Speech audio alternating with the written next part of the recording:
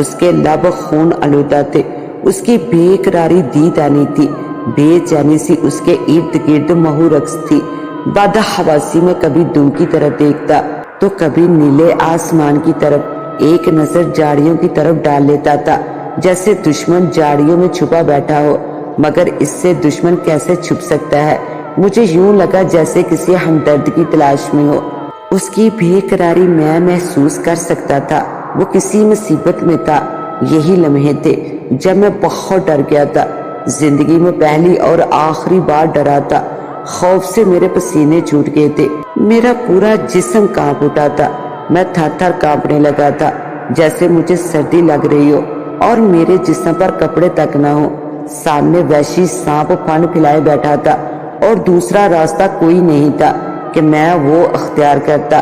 مزے کی بات تو یہ تھی، جس روشنی کی چاہ میں گھر سے نکلا تھا وہ بھی ختم ہو رہی تھی۔ آگے کا منظر ڈرا دینے والا تھا۔ میری منزل کہاں تھی نہیں معلوم، بس کسی پاگل کی طرح گھر سے نکل آیا تھا اور اب نہ پیچھے ہٹ سکتا تھا اور نہ آگے بڑھ سکتا تھا۔ پیچھے گھپ اندھیرا تھا اور سامنے دشمن ڈسنے کو بے تاب بیٹھا تھا۔ میں بہت ڈر گیا تھا۔ اس گھپ اندھیرے میں اپنی زندگی کا انجام سوچ لیا تھا۔ موت آئی کہ یہ آئی، میرے لب ہلنے لگے۔ میں اپنے پیدا کرنے والے کو پکار رہا تھا، وہی ذات تو تھی جو مجھے بچا سکتی تھی۔ میں بھی اپنے رب کو پکار رہا تھا، دل میں رب کی یاد بھی موجود تھی اور آنکھیں آنسو بہا رہی تھی۔ اچانک میری نظر سانپ کے پچھلے حصے یعنی دم پر پڑی، میری جیسے چیخ نکل گئی، جذبہ ہمدردی امڈ آیا۔ اب میں سمجھا کہ وہ بے چین کیوں تھا، وہ رب رحمان سے مدد مانگ رہا تھا اور رب رحمان نے مجھے اس کی مدد کے لیے سین سے یہاں تک کا سفر کرایا تھا۔ اس کا اور میرا رب ایک ہی تو تھا۔ اس دن کے بعد میرے دل سے خوف ڈر نکل گیا۔ اب بڑے سے بڑا خطرہ ہو تو میں نہیں ڈرتا۔ میرے قدم سانپ کی طرف بڑھنے لگے۔ 2 قدم کے فاصلے پر ہی مشکی ناگ میرا منتظر تھا۔ سانپ کے قریب پہنچا تو وہ کسی معصوم بچے کی طرح سہما بیٹھا تھا، ورنہ سانپوں کے بارے تو سنا تھا، یہ دودھ پلانے والی ماں تک کو نہیں بخشتے، اپنی ماں کو بھی ڈس لیتے ہیں۔ میں سارا معاملہ جان گیا تھا۔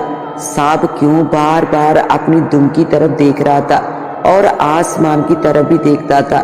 اس کی دم لہو لہان تھی، خون بہہ رہا تھا، شاید مرنے کے قریب تھا۔ اگر میں اس وقت نہ پہنچتا تو وہ تڑپ تڑپ کر مر جاتا، لیکن ابھی اس کی زندگی باقی تھی اور رب تعالیٰ نے مجھے وسیلہ بنا کر بھیجا تھا۔ میری نظریں اس کی دم پر ٹک گئی۔ اس کی دم سے تھوڑا منہ کی طرف 3 عدد کانٹے اس کے جسم کے آر پار ہو چکے تھے، خون بھی ادھر سے بہت نکل رہا تھا۔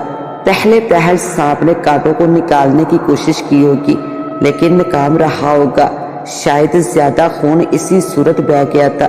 میں نے بسم اللہ پڑھی اور ایک ہاتھ سانپ کے جسم پر مضبوطی سے رکھا اور دوسرے ہاتھ سے یکے بعد دیگرے 3 کانٹے نکال لیے۔ اس دوران سانپ نے ہلکی سی حرکت کی تھی۔ کانٹے نکلتے سانپ پرسکون سا ہو گیا تھا، جیسے اس کا درد ختم ہو گیا ہو۔ میں نے اپنی قمیض سے کپڑا پھاڑ کر اس کی مرہم پٹی کر دی تاکہ اور خون نہ بہے۔ پٹی کرتے ہی میں دونوں ہاتھوں کو صاف کرنے کے انداز میں ایک دوسرے پر مارے اور سانپ سے تھوڑا دور ہو کر بیٹھ گیا۔ پیچھے گھنے کیکر کا درخت تھا، اس کے تنے سے ٹیک لگا کر آنکھیں موند لی، لبوں پر رب رحمان کا نام مچلنے لگا۔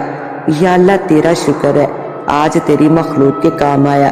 یہی الفاظ میرے لبوں پر گردش کرنے لگے۔ آج زندگی میں پہلی بار کسی وحشی درندے کو آنسو بہاتے دیکھا تھا۔ ہاں، میں نے کالے مشکل ناک کو روتے آنسو بہاتے دیکھا تھا۔ میری آنکھوں نے دیکھا کہ اس کی گول گول آنکھوں سے 2 موٹے موٹے پانی کے قطرے نکل کر زمین بوس ہو گئے تھے۔ یہی تو آنسو تھے۔ دوسرے لمحے وحشی مشکی سانپ نے اپنا سر میرے قدموں میں رکھ دیا، تشکر بری نظروں سے مجھے دیکھنے لگا جیسے میرا شکریہ ادا کر رہا ہو۔ رب تعالیٰ نے وحشی درندے کو بھی جھکنا سکھا دیا تھا، اس کے دل میں رحم ڈال دیا تھا۔ میری آنکھیں بھی آنسوؤں سے تر ہو چکی تھی، ہم دونوں ہی رو رہے تھے۔ کیسا منظر تھا وہ! نیلا آسمان خاموش کھڑا مسکرا رہا تھا، ملائکہ جیسے ہمیں مبارکباد دے رہے ہوں۔ میرا دل بہت خوش تھا۔ رب رحمان نے امتحان سے سرخ رو کر دیا تھا۔